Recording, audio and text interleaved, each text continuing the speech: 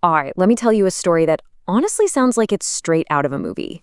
Picture this: the son of a diamond tycoon, a guy whose family literally gives away cars and apartments to their employees, decides to trade all of it, every last bit, for a month of pure, unadulterated hardship.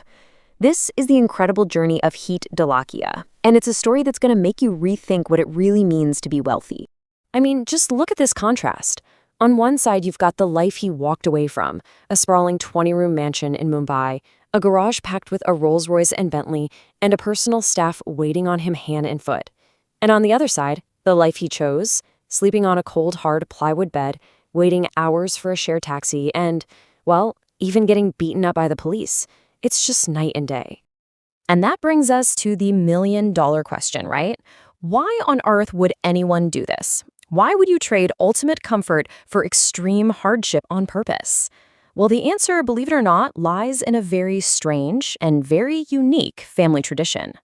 Yeah, you heard that right. This whole tradition, this intense rite of passage, it all started decades ago in London because of a papad.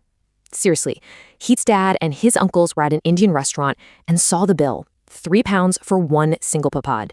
And for them, that was a huge wake-up call. They realized their own kids, born with every privilege imaginable, had no idea what a pound or rupee was actually worth. So they came up with this challenge. The rules are simple, but absolutely brutal. For one whole month, each of the 8 sons had to go to a city where they knew no one and just survive. They had to find 4 different jobs. That means a new job every single week. And the most important rule of all, you could not, under any circumstances, use the family name or any of your connections. You were completely on your own. Now, all 7 of his older brothers had already done this challenge. They'd all started with a little bit of emergency cash, just in case. But Heat, being the youngest, he felt the pressure. He wanted to do something more. So he upped the ante. He decided he was going to start with absolutely nothing. 0 money, not a single rupee, just the clothes he was wearing. And to really wrap your head around how gutsy that decision was, you need to understand the world he was leaving. It wasn't just a life of comfort. It was a golden cage of luxury that most of us can barely even imagine. Okay, just try to picture this. A 20-room mansion where over 60 family members live together. They have one giant kitchen that serves everything you could ever want, a fleet of cars that includes a Rolls-Royce, a Bentley, a Lamborghini, you name it. But you know what he said he'd miss the most? His personal bathroom. It had an automatic toilet with a jet spray. Now remember that little detail because it becomes a pretty powerful symbol later on. So he says goodbye to all that, gets on a plane, and heads for a city called Gangtok. And his journey from the moment he lands is just this wild roller coaster. It swings from this moment of pure, unbelievable luck to an absolute nightmare, all in less than 12 hours. On the flight, a woman from Gangtok spots these prayer beads his grandfather gave him, and she just assumes, based on those beads, that he must be a good person. So she offers him a ride into the city, and then she hands him 2,000 rupees. Just like that. It was this beautiful moment. You know, it kind of proved his dad's theory that there are more good people in the world than bad. But that incredible high, it did not last long. He gets to Gangtok late at night, goes straight to a Domino's to ask for a job. The staff, though, they get super suspicious. Here's this kid with no phone, a weird story, so they lock him inside the store and call the cops, thinking he might be a terrorist. Next thing you know, he's at the police station, and that's when everything just completely falls apart. During the interrogation, there's a misunderstanding, and a frustrated police officer hits him. The shock was just absolute. He said later, "I had never been hit in my life, truly." Can you imagine? This boy who had never known anything but comfort and care is now being hit in a cold police station, thousands of miles from home, all alone. He was just numb. After that horrifying experience, a terrified Heap gets to make one phone call, and he calls his uncle. Now, this was the moment that could have ended the whole thing, but instead, it became the turning point that would define his entire journey.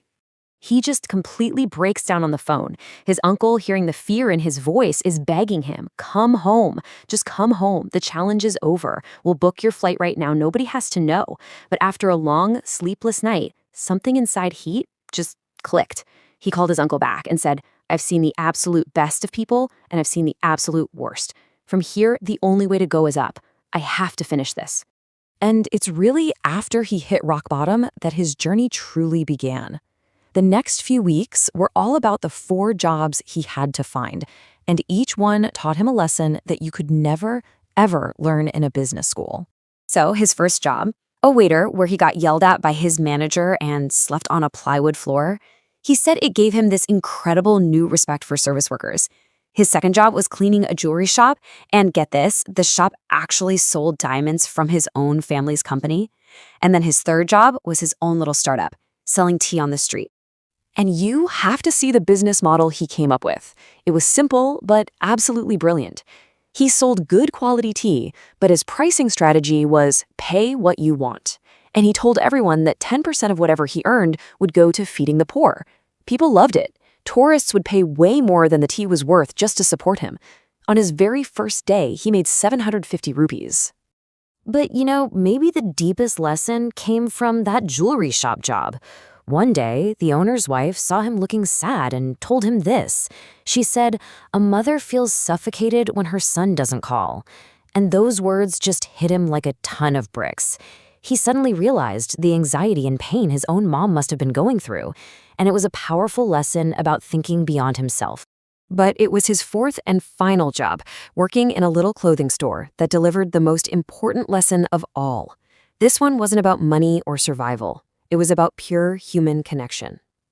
And it's where he met a young man named Rahul. See, Rahul was the owner's son, and he was physically and mentally disabled. He couldn't speak or walk very well, so he communicated by typing on a phone. Heat's main job became taking care of Rahul, feeding him, taking him out, and one day, Rahul typed out this message.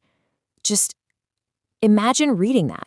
It was this simple, devastating plea for love that taught Heat more than anything else about the value of a healthy body and the power of just caring for another person. So, at the end of the 30 days, Heat went home. But the person who came back was completely different from the boy who left. He'd left behind someone who missed his high-tech bathroom, and he came back a man who understood a kind of wealth that has absolutely nothing to do with what's in your bank account. What he brought back can pretty much be boiled down to these 3 things. First, a truly rich mindset, which means understanding that real value lies in relationships and empathy, not just cash. Second, a resilient personality, the kind of strength you only get by hitting rock bottom and choosing to climb back up. And finally, resourcefulness, the skill of not just surviving but actually thriving when you have absolutely nothing to start with. And that's really what his story leaves us with, isn't it? It forces you to ask yourself a pretty fundamental question. What is true wealth? Is it the money you have, the things you own, the fancy bathroom with the jet spray? Or is it the person you become when all of that gets stripped away?